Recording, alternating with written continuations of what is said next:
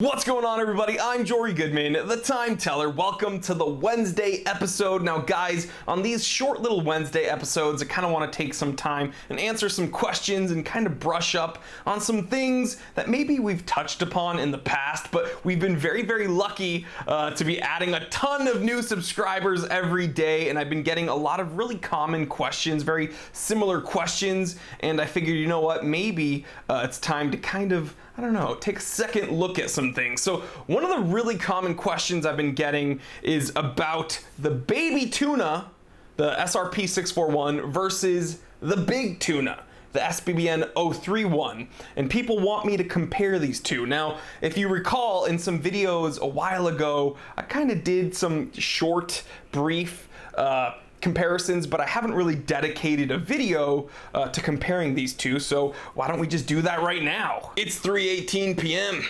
Let's get down to business. All right, so here are the two watches in question. Over on the left, we have the SRP 641 baby tuna, and then here on the right, we have the creme de la creme, the king, the big fish, the SBBN 031 big tuna. Now we're gonna start off by looking at the baby tuna first. All right, so this SRP 641 baby tuna is just a ridiculously good looking watch. Very, very interesting to look at.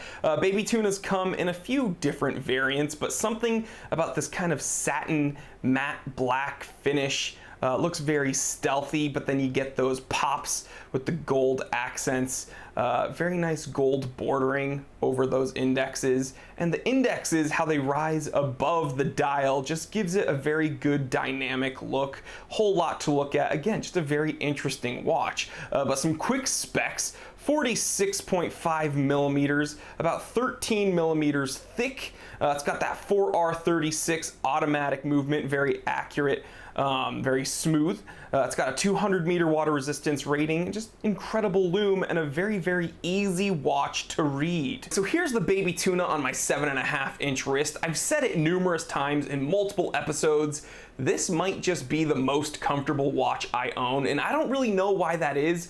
I'm not sure if it's because of its super flat design, but honestly, I know it's kind of a cliche with watch journalists to say, oh, you put it on your wrist and you don't even know it's there. But I'm gonna say it. You put this watch on your wrist and you honestly don't even know it's there, aside from the fact that it is absolutely gorgeous and you keep wanting to look at it because it's just, again, such an interesting design. All right, so let's say you already have the baby tuna, but you're looking for something a bit more robust, a bit more heavy duty. What are you gonna do? Well, I say you reach for the real deal, the SBBN 031 big tuna. Here's the big tuna in all of its glory. Some quick specs for you guys: 48 millimeters, about 14.7 millimeters thick. It's got a 300 meter water resistance rating. It's got that amazing 7C46 7 jewel quartz movement.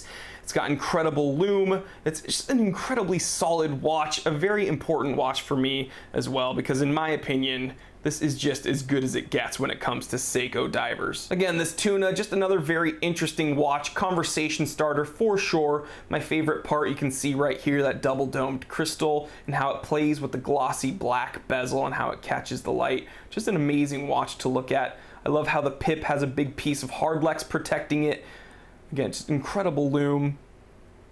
Oh, I love this dial. And if you can see, I know it's kind of hard with the light here, I apologize for the glares.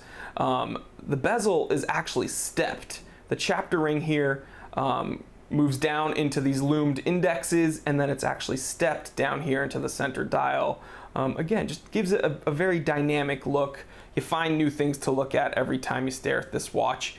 Just a very solid, robust piece, almost industrial with these screws coming through the shroud, but yet very refined at the same time. I don't know, if you can't tell, I absolutely love this watch. All right, so here's the tuna on my 7.5-inch wrist. Very, very beautiful watch. Another really comfortable watch. Although it is marginally bigger than the baby tuna, it's not big enough that you'd really notice a difference. But still, it's not as comfortable as the baby tuna, so I will say that. The size really isn't an issue. I'm a bigger dude. I have 7.5-inch wrists. I think this watch scares a lot of people because of its specs on paper, but I urge you, if you can find a way to get one on your wrist and test it out, do so, because I think more of you can pull it off than you think, and it's just an amazing, amazing watch to wear. So now that we spent some time with these on the wrist, how do these tunas compare to each other? Well, as I stated a second ago, the big tuna is marginally bigger than the baby tuna, but not really by enough that you'd notice. I can't notice it anyway. Both very comfortable watches, and they honestly wear very similarly. Now, the baby tuna has a 200-meter water resistance rating. The big tuna has a 300-meter water resistance rating. Both of those are more than enough for me. No complaints there. Let's see. The baby tuna has a very flat crystal, whereas the big tuna has that double domed crystal. I love how both of those look in their own right. So again, those are kind of subjective, but I think the biggest difference is the movements. Okay, so the baby tuna has a 4R automatic. Great, super accurate, very reliable, very smooth, but the big tuna has that 7C46 movement. It's just over-engineered, rigorously tested. It's tough. There isn't as many, vulnerable spots as an automatic watch would have. It's just a beast of a watch, and there's not as much to go wrong. Again, a lot of people are turned off because it's quartz. They don't really understand the history behind this movement. I actually did a video talking about that specifically, so I'll leave a link to that in the description below. But just a badass watch that's really ready for anything. And this tuna was just a huge grail for me, and easily one of my favorite Seiko divers, period. But honestly, I don't know if I could choose one over the other, because they're just both really, really amazing, really similar watches. I mean, I love these shrouds, these protective shrouds. They have their own body armor, just a really badass design. And yeah, I think both of these would be amazing additions to anyone's collection, especially if they're looking for a very, very tough dive watch. And another thing I should really mention about these watches, a big difference between these two watches is the price. Okay, that's kind of the elephant in the room. Vastly, vastly different price points. Baby tunas you can get for like the $300 to $400 price range, but the big tuna, this is like a $1,300 watch. So you're really paying for that movement here, that 7C46 movement. Both are great, amazing sports watches, incredibly tough, incredibly reliable. I love them both, but let me know what you think. I'd love to hear from you. Which one would you choose out of these two? All right, guys, and there you have it. Hopefully this little comparison video has helped you out a bit. The baby tuna and the big tuna, both awesome sports watches. I love both of them. Honestly, some of my favorite divers right here on my wrists. I don't often wear two watches, but if I'm gonna wear two watches, why not have them be tunas? So guys, let me know what you think. Which one's your favorite between these two? Would you rather have the SRP 641 or the SBBN 031? I know a lot of people are going to complain about the quartz movement. Quartz! I'd never spend over $50 on a quartz watch. And then my Vostok Amphibia is better than that.